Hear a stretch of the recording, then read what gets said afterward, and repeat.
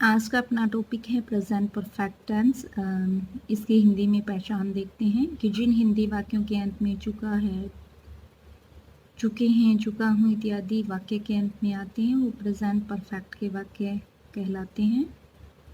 और इसमें स्ट्रक्चर देख लेते हैं। सबसे पहले सब्जेक्ट, फिर हेल्पिंग वर्ब, फिर मैन वर्ब की थर्ड फॉर्म और उसके बाद में ऑब्जेक्ट। हेल्पिंग वर्ब में यहाँ पे हैज़ या हैव को यूज़ में लेंगे।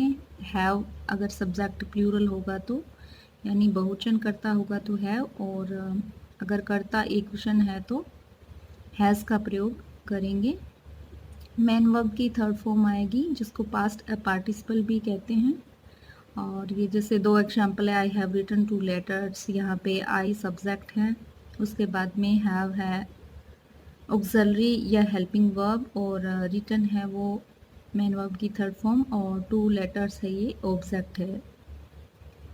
ऐसे ही सेकंड एग्जांपल है, सब्जेक्ट फिर हेल्पिंग वर्ब, फिर ये एडवर्ब आ गई और उसके बाद में मैन वर्ब की थर्ड फॉर्म और उसके बाद में ऑब्जेक्ट। अब देखते हैं इसके uses. It expresses an action completed recently but the result of which is still prevalent।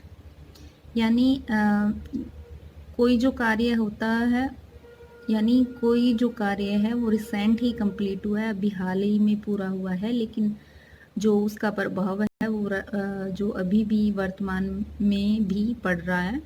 जैसे I have shifted to Jaipur, मैं अभी जयपुर शिफ्ट हुआ हूँ, तो यानी रिसेंट ही ये काम हुआ है, अभी हाल ही में जयपुर शिफ्ट हुआ हूँ मैं।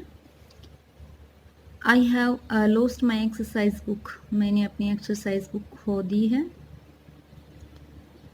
प्रेजेंट परफेक्ट का प्रयोग भूतकाल में घटित ऐसी घटना के लिए होता है जो किसी प्रकार से वर्तमान से संबंधित होती है। जैसे पहले वाक्य में वक्ता बोलने के समय से पहले जयपुर में जा चुका था, पर वह अब भी वहाँ रह रहा है, इसलिए भूतकाल की घटना वर्तमान से संबंधित है। It expresses an action beginning at some point in the past and continuing to the present. In this case, since is used for a point of time and for is used for duration of time. जैसे example, we have lived here for 10 years. I have known him since 1990. यानी since का प्रयोग निश्चित समय की अवधि के लिए होगा, और जो है यानी समय के निश्चित बिंदु के लिए सिंस का प्रयोग और फोर का प्रयोग समय की अवधि के लिए होगा। तो ये दो एग्जाम्पल अपन ने देख लिए हैं।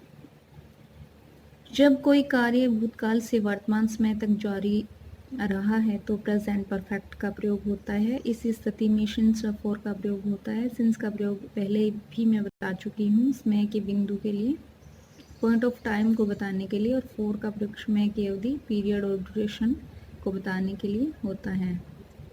नेक्स्ट रूल में देखते हैं, it is also used for action और experience which took place in the past but this action और experience is significant at the present moment. यानी ये पास्ट में कोई इंसिडेंट या कोई एक्शन हो चुका है, कोई कार्य हो चुका है, कोई घटना हो चुकी है, लेकिन उसका जो परिणाम है या जो वर्तमान में भी महत्वपूर्ण है, जो काम भूतकाल में हो चुका है वो वर्तमान में भी महत्वपूर्ण है।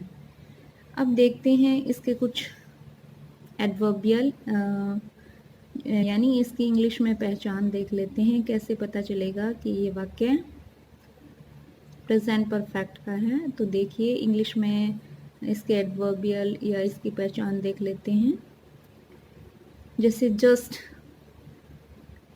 yet, ever, never, already, recently, lately, for, since are used in this tense। just का हिंदी अर्थ होता है अभी, yet तो भी, ever हमेशा, never कभी नहीं, already पहले से ही, recently अभी हाल ही में, और for और since ये है टाइम को शो करते हैं। तो ये जो एडवर्ब्स हैं ये इंग्लिश में प्रेजेंट परफेक्ट टेंस की पहचान है। एक एग्जांपल देख लेते हैं। He had just finished his work. तो यहाँ पे ये जो जस्ट आया है, ये इससे देख सकते हैं कि ये जो है वाक्य है वो प्रेजेंट परफेक्ट का है। ऊपर दिए हुए समय को बताने वाले क्रिया विशेषण टाइम एडवर्ब सहायक क्रिया के बाद और मुख्य क्रिया के पहले आते हैं। ऊपर के वाक्य में है सहायक क्रिया है और फिनिश्ड मुख्य क्रिया है। Okay, thank you guys. कल प्रेजेंट परफेक्ट कंटिन्यूअस टेंस करते हैं। Thank you.